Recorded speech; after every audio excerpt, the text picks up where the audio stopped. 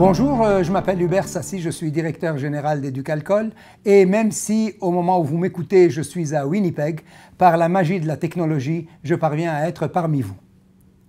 For my English-speaking colleagues, you may wonder why I will make my presentation in French today. Well, first of all, because I'm a Quebecer, but second, and maybe foremost, for scientific and healthy reasons. You've all heard probably about the French paradox. As you know, science has proven that the French eat more fat, drink more wine, but have fewer heart attacks than the British and the Americans. The same goes with the Italians. They eat more pasta and drink more wine and still have fewer heart attacks than the Brits and the Americans.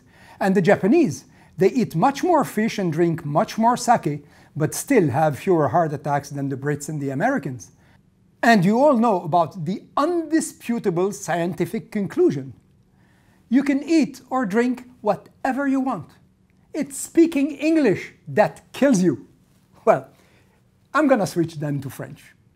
Éducalcool est un organisme sans but lucratif qui aura bientôt 25 ans et qui a consacré toute son existence à une seule chose, améliorer la relation des Québécois à l'alcool, ce qui veut dire faire en sorte que les gens qui choisissent de boire puissent avoir des outils pour consommer avec modération et respectent ceux qui choisissent de ne pas boire d'alcool. Nous ne poussons pas à la consommation d'alcool, mais nous faisons en sorte que ce produit, qui est ambigu dans son utilisation, qui peut produire des effets positifs ou des effets négatifs selon la façon dont on le consomme, soit bu de manière intelligente, responsable et agréable par ceux qui choisissent de boire, sans se nuire à eux-mêmes et sans nuire aux autres. Éducalcool travaille donc depuis près d'un quart de siècle à améliorer cette relation des Québécois à l'alcool et se targue d'avoir reçu un hommage unanime de l'Assemblée nationale du Québec pour le travail remarquable que nous avons fait depuis les 25 dernières années. Nous allons parler aujourd'hui de l'alcool et des boissons énergisantes. Et je tiens à préciser très clairement, je ne vais pas parler des boissons énergisantes toutes seules, les sortir de leur contexte de consommation lorsqu'elles ne sont pas combinées avec l'alcool. Je laisse ça aux spécialistes des boissons énergisantes elles-mêmes. Mon propos va toucher uniquement et exclusivement le mélange alcool-boissons énergisantes et ce qu'il fait. Et je vous annonce tout de suite quelle va être ma conclusion. Et la conclusion, c'est qu'il ne faut ni diaboliser, ni banaliser le mélange alcool-boissons énergisantes. Ce n'est pas le diable, mais ce n'est pas un ange non plus. Et dans ce domaine, comme d'ailleurs dans le domaine de l'alcool tout court, la modération a bien meilleur goût. Maintenant que je vous ai dit quelle va être ma conclusion, permettez-moi de commencer à vous dire ce que j'ai à vous dire.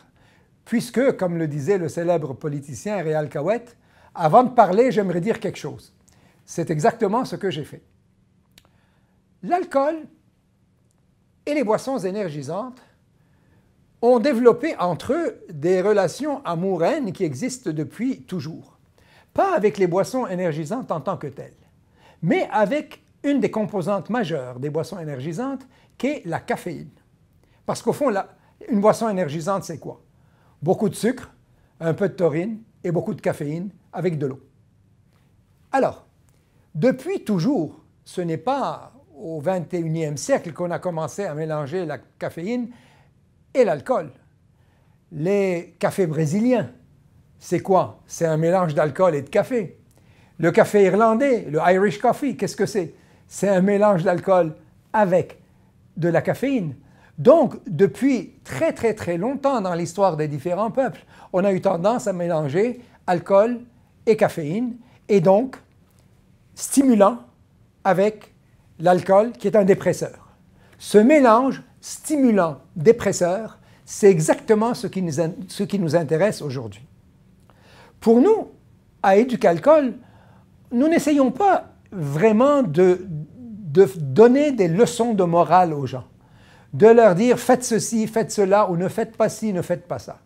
Nous leur donnons toutes les informations dont ils ont besoin pour être capables de prendre des décisions éclairées, intelligentes et raisonnées en matière de consommation d'alcool, mélangé ou pas.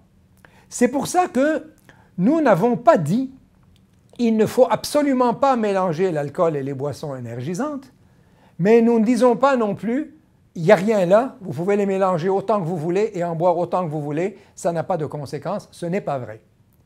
Nos fondements, le fondement même de notre message, c'est qu'il est basé systématiquement et continuellement sur les données scientifiques. Ce n'est pas important de savoir ce qu'un tel en pense ou ce qu'un tel en pense, ce n'est pas une approche moralisatrice. C'est une approche rigoureuse. Est-ce que c'est démontré ou est-ce que ça ne l'est pas? Est-ce qu'il y a un risque ou est-ce qu'il n'y en a pas? Est-ce qu'on le sait ou est-ce qu'on ne le sait pas? Et en cas de doute, est-il préférable de faire davantage attention ou est-il préférable de prendre davantage de risques? Et là-dessus, je dois vous dire tout de suite que nous laissons toujours le dernier mot aux personnes elles-mêmes.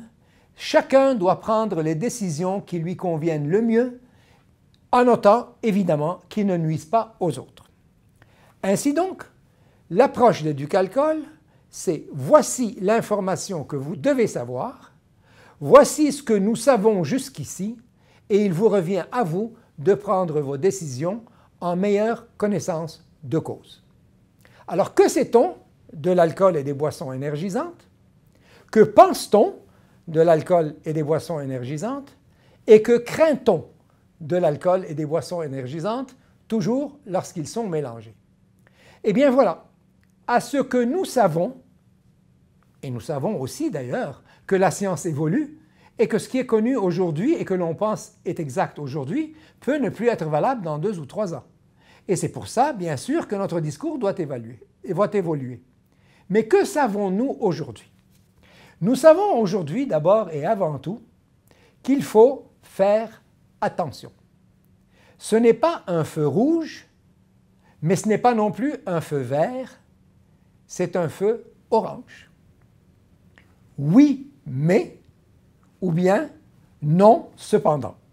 Et le chapitre sur les boissons énergisantes fait état d'un certain nombre de données, dont la première explique clairement l'effet contradictoire alcool-boissons énergisantes.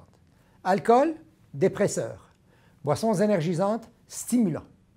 Comment fait-on pour gérer le fait que l'un contrebalance l'autre? Je ne vous apprends absolument rien en vous disant que notre corps réagit lorsqu'il consomme de l'alcool. Et que lorsqu'on commence à consommer un peu trop, notre corps nous envoie des signaux. La bouche devient un peu plus pâteuse, la coordination ralentit un peu, on est de meilleure humeur, les yeux deviennent un petit peu plus rouges, on parle, on trouve les histoires un peu plus drôles. Peut-être j'aurais dû faire ça dès le début d'ailleurs quand je vous ai conté ma première, mais enfin. Le résultat, c'est que notre corps nous envoie des signaux. Et ces signaux, nous les décodons. Et lorsque nous les décodons, eh bien, nous ralentissons ou nous arrêtons notre consommation d'alcool. Que fait la boisson énergisante, la traînante dans le corps, particulièrement avec tout le sucre et la caféine qu'elle contient? Eh bien, elle nous stimule, ce qui fait qu'elle camoufle en partie les effets des signaux que le corps nous envoie. C'est pour ça que les gens qui vont dans les rêves et dans les parties et dans les soirées où on danse à la tonne pendant des heures et des heures, prennent des boissons énergisantes avec leur alcool pour stimuler leur besoin de danser. C'est pour ça aussi qu'il a été démontré par certaines études, et je sais qu'il y en a qui les contredisent en partie, que lorsque tu consommes de l'alcool et des boissons énergisantes, bien, tu consommes 1/4 plus d'alcool que tu n'en consommerais si tu avais bu que de l'alcool. Mais peu importe la donnée, ce qui est clair, c'est que la caféine et le sucre vont combiner avec l'alcool et vont, au moins en partie, camoufler les effets de l'alcool et vraisemblablement accroître la consommation d'alcool. Mais le corps, lui, il reçoit la même quantité d'alcool, quand bien même serait-elle camouflée, et quand bien même ne la détecteront pas aussi bien dans les 2 cas.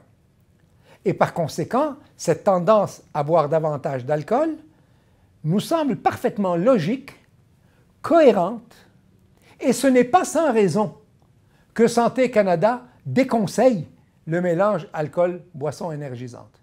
Nous n'allons pas aussi loin, je dois être franc avec vous. Ce que nous disons, c'est faisons doublement attention. Quand tu consommes des boissons énergisantes, fais attention parce que la modération a bien meilleur goût.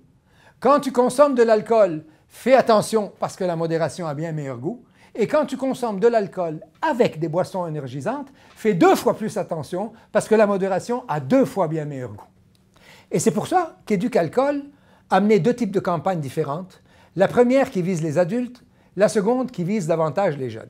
Celle qui vise les adultes a fait l'objet d'une publication absolument remarquable qui a été tirée à au-delà de 150 à 200 000 exemplaires, diffusée dans les hôpitaux et les CLSC ainsi que dans les sociétés des alcools et ailleurs dans des points de distribution, où nous avons essayé de sensibiliser les adultes à l'alcool et au mélange, c'est-à-dire pas seulement le mélange avec les boissons énergisantes, mais avec la nourriture, avec le tabac, avec les boissons énergisantes, avec le café, avec les drogues dures, avec les médicaments d'ordonnance. Bref, comment bien gérer cette relation-là? Et dans le cas des boissons énergisantes, un discours très scientifique, très rigoureux, dont même le design de la publication rend compte. Par contre, lorsqu'il s'agit des jeunes, nous avons tiré à plus d'un demi-million d'exemplaires cette petite publication qui a été diffusée dans les écoles, les collèges, les universités, les endroits fréquentés par les jeunes, où nous donnons exactement les mêmes renseignements, mais sur une base beaucoup plus légère, beaucoup plus agréable. Nous ne sommes pas là pour casser le party. Nous ne disons pas aux gens « vous ne devez pas faire ces mélanges-là ». Nous leur disons « si vous choisissez de les mélanger, c'est peut-être compréhensible, mais s'il vous plaît, faites attention ». Le mot-clé, ce n'est pas interdiction, le mot-clé, c'est vigilance. Le mot-clé, ce n'est pas « il n'y a rien là », et le mot-clé, ce n'est pas non plus « c'est la fin du monde ». Noël va arriver le 25 décembre quand même. Cela dit, évidemment, je l'ai dit tout à l'heure, la science évolue. Nous surveillons attentivement les nouvelles recherches qui se font à ce sujet et, je le répète, s'il faut modifier le discours parce que les nouvelles données scientifiques vont nous imposer de changer notre discours, eh bien, nous allons le changer parce que, même en matière scientifique et même en matière de découverte, la modération a bien meilleur goût. Je vous remercie infiniment.